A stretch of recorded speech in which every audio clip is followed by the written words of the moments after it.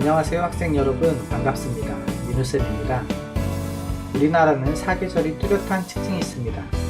최근엔 지구온난화로 인해 아열대성 기후로 변하고 있지만 여전히 계절에 따라 특징적인 현상이 관찰되죠. 봄이면 강한 바람과 중국으로부터의 황사가 나타나고 6월이 되면 장마가 시작됩니다. 오랜 기간 비가 내리는 장마가 지난 후엔 본격적인 불볕더위가 시작되죠. 그리고 나면 태풍의 영향으로 많은 피해를 입기도 하고요. 가을엔 높고 푸른 하늘과 겨울엔 매섭고 추운 날씨가 나타납니다. 이러한 기상현상은 원인이 되는 공기가 어디에서 왔느냐에 따라 결정이 됩니다. 오늘은 이 공기덩어리인 기단과 서로 다른 성질의 기단이 만났을 때 생기는 전선에 대해 알아보도록 하겠습니다. 자, 지금부터 학습을 시작하겠습니다.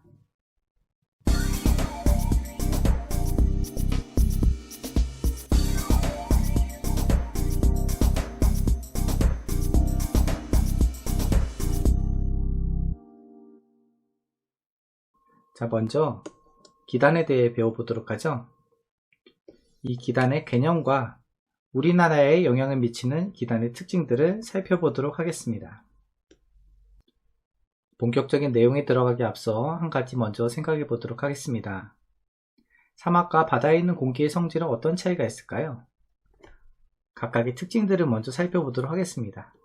자, 사막은 보통 건조하죠. 사진에 있는 사막은요, 모래로 이루어져 있습니다. 반면에 바다는 수분이 계속 공급이 될 수 있죠.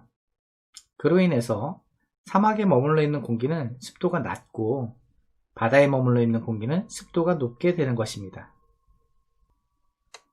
먼저 용어를 정리해 보도록 하겠습니다. 기단입니다. 기단이라고 하는 것은 공기의 집단을 얘기하게 되죠. 공기의 덩어리를 얘기하는 것입니다. 넓은 범위에 걸쳐 기온과 습도 등의 성질이 비슷한 대규모의 공기의 덩어리를 얘기하게 됩니다. 이때 넓은 범위가 어디냐에 따라 기단의 성질은 달라지게 되는 것입니다. 장소가 매우 중요합니다. 기단은 세력이 커지거나 작아지면서 주변 지역에 날씨 영향을 주게 되는 것입니다. 우리나라의 계절에 따른 날씨의 특징을 한번 설명해 보도록 하겠습니다. 우리나라에 영향을 주는 기단은 크게 4개의 기단이 있습니다. 각각 특징을 살펴보도록 하죠. 우선 4개의 구역으로 나눠 보셔야 됩니다. 이렇게 상하로 구분할 수 있고요. 좌우로도 구분할 수 있습니다. 상하로 구분할 때에는 위쪽은 고위도, 아래쪽은 중위도, 혹은 저위도로 구분하게 됩니다. 이 고위도와 중위도로 구분한 이유는요, 고위도 같은 경우에는요, 저온이 될 테고요, 상대적으로 중위도나 저위도는 고온 혹은 온난하다 라고 표현할 수 있게 됩니다. 자, 그리고 또 왼쪽과 오른쪽을 비교해 보면요, 왼쪽은 대륙 쪽이고요, 오른쪽은 해양 쪽입니다. 대륙 쪽의 특징은요, 건조하죠. 반면에 해양 쪽은 다습하게 됩니다. 이렇게 상하 좌우 구분하여 한번 특징을 살펴보도록 하겠습니다. 우선 왼쪽 상단입니다. 왼쪽 상단은 대륙으로 되어 있고요, 또 하나는 고위도입니다. 즉 대륙 쪽은요, 건조한 특징이 있겠고요, 그리고 고위도니까 온도가 낮겠죠. 저온입니다. 그래서 이걸 특징적으로 한마디로 정리하면 이렇게 얘기하게 되죠. 한냉 건조하다 라고 표현합니다. 보통 이 한냉 건조한 대표적인 특징이 바로 시베리아 기단이 됩니다. 이번에는 오른쪽 상단을 보도록 하죠. 오른쪽 상단은 우선 바다가 있죠. 다습하게 되겠고요. 그리고 위쪽에 있으니까 온도는 낮을 겁니다. 저온 되겠죠. 이 부분은 특징적으로 한냉 그리고 다습하다 라고 얘기할 수 있겠고요. 이러한 대표적인 특징의 기단이 오호츠크의 기단이 됩니다. 이번엔 왼쪽 하단을 보도록 하겠습니다. 대륙으로 되어 있죠. 대륙은 건조한 특징이 있다고 했고요. 아래쪽에 위치하니까 이쪽은 온난하다고 얘기할 수 있겠습니다. 온난 건조한 특징이 됩니다. 바로 양쯔강 기단이 되죠. 이번에는 오른쪽 하단을 보도록 하겠습니다. 오른쪽 하단은 우선 바다로 이루어진 것을 볼 수가 있네요. 바다로 되어 있으니까 다습하겠죠. 그리고 아래쪽 부분에 있기 때문에 온도도 높을 겁니다. 그래서 이 부분은 온난 다습하다 혹은 고온 다습하다 라고 얘기할 수 있겠고요. 바로 북태평양 기단이 됩니다. 이렇게 네 군데의 특징을 살펴볼 수 있게 됩니다. 특징적으로 다시 한번 살펴보면요, 오른쪽 상단의 시베리아 기단 같은 경우에는 한냉 건조한 기단이 되겠고요. 왼쪽 상단에 있는 오호츠크의 기단 같은 경우는 한냉 다습하다.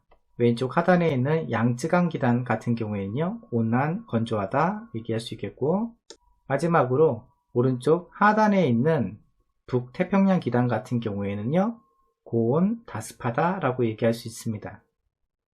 계절에 따라서는 양쯔강 기단이 봄, 가을이 되겠고, 초여름에는 오호츠크의 기단, 그리고 여름에는 주로 북태평양 기단의 영향을 받게 됩니다.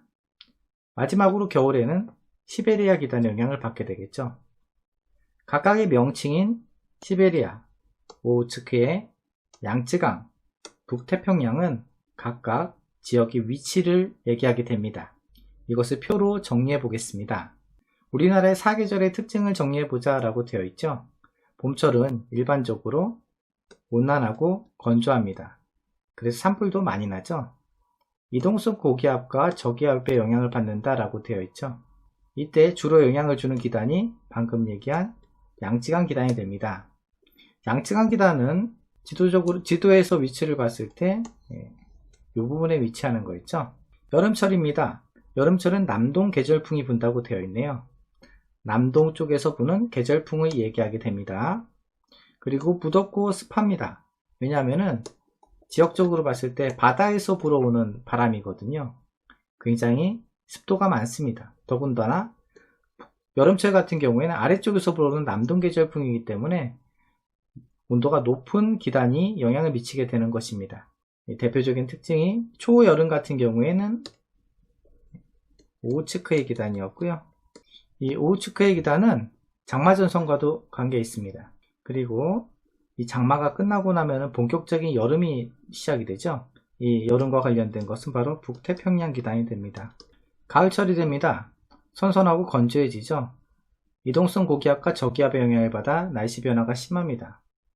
우리 아까 했었던 것과 매우 흡사하죠. 바로 양쯔강 기단과 매우 흡사한 특징을 갖고 있습니다. 똑같은 기단입니다. 가을철은 선선하고 건조한 날씨가 나타납니다. 이동성 고기압과 저기압의 영향으로 날씨 변화가 심하게 되는데요. 봄철과 마찬가지로 양쯔강 기단의 영향을 받게 됩니다. 겨울철입니다. 겨울철에는 북서계절풍의 영향을 받게 됩니다. 이 북서계절풍에 의해서 기온이 낮고 건조한 날씨가 이어지게 되는데요. 이때 영향을 미치는 기단이 시베리아 기단이었습니다. 앞의 내용과 같이 어느 쪽의 공기가 영향을 미치느냐에 따라서 그로 인한 날씨의 변화가 뚜렷이 나타나는 것을 확인할 수 있습니다. 이와 같이 어느 쪽의 공기가 영향을 미치느냐에 따라서 우리나라의 날씨가 달라지는 것들을 볼 수가 있게 되는 것입니다.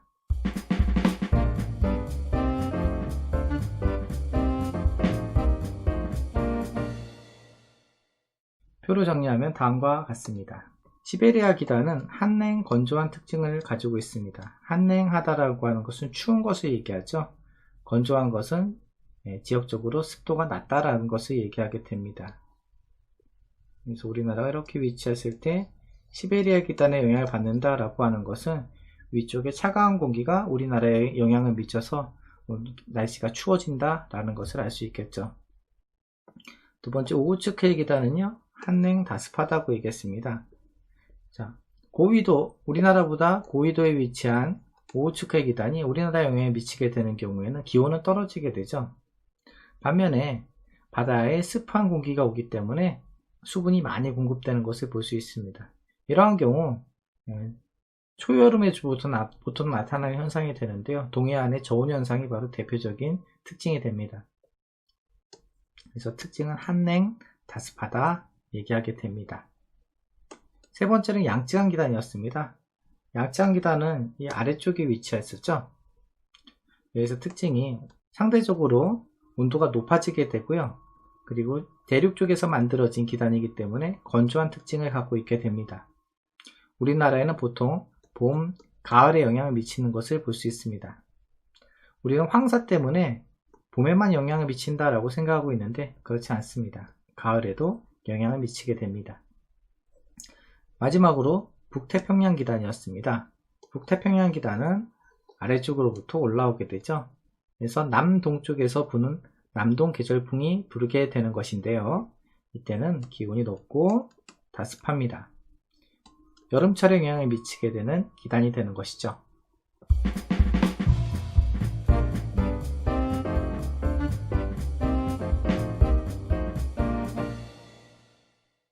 자, 지금까지 배운 내용들을 잠깐 정리해 보도록 하죠. 기온과 습도가 비슷한 대규모의 공기덩어리, 뭐라고 했었죠? 네, 맞습니다. 기단이라고 불렀습니다. 두 번째, 우리나라의 여름철, 겨울철에 영향을 주는 각각 기단의 이름을 쓰라고 되어 있습니다. 자, 여름철도 구분해 볼 수가 있죠. 초여름과 본격적인 여름으로 구분할 수 있는데요. 초여름에는 오호츠크의 기단, 여름에는요 북태평양 기단, 이 영향을 미치게 됩니다. 겨울철 같은 경우에는 시베리아 기단이었죠. 자, 이렇게 각각의 이름도 알고 계셔야 되고요, 계절도 알고 계셔야 되고, 특징도 알고 있어야 되겠습니다. 대륙과 해양의 경계 지역에서는 기단이 발생하기가 어렵습니다. 우리 앞에 그림에서도 보듯이 보통 대륙이면 대륙, 해양이면 해양, 이런 쪽으로 명확히 구분되는 것을 볼 수 있는데요. 경계 부분에서는 기단이 잘 발생하지 않습니다. 그 이유는 왜 그럴까요? 그 이유는 공기의 이동이 자주 일어나기 때문에 그렇습니다. 우리 앞에서도 배웠었죠. 하루 중에서도 해륙풍이라고 해가지고 해양 쪽에서 부는 바람, 육지 쪽에서 부는 바람, 이렇게 바람의 이동이 활발하게 일어나고 있었죠. 그 이유는 기온차가 크게 나타나기 때문에 그렇습니다. 기온차가 크니까 공기의 이동이 활발하게 일어나게 되고, 그 결과 한쪽에 오랫동안 머물러서 생기는 고유한 특징들은 나타나기 어렵습니다. 기단이라고 하는 것은 한 지역에 오래 머물면서 그 지역의 특징들을 반영하게 되는 공기들을 얘기하게 되는데요. 이 대륙과 해안 같은 경계 부근에서는 기단이 발생하기 어렵게 되는 것입니다.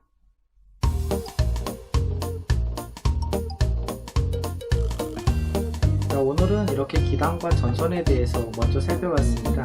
기단이라고 하는 것은 한 지역에서 오랫동안 머물러 있었던 공기의 덩어리를 얘기한다고 했었죠. 어느 곳에 오래 머무르 있냐에 따라 가지고 그 공기의 성질이 달라지는 것을 볼 수 있었습니다. 오늘 배운 내용 천천히 다시 한번 살펴보도록 하시고요. 다음 시간에 또 만나도록 합시다. 수고하셨습니다.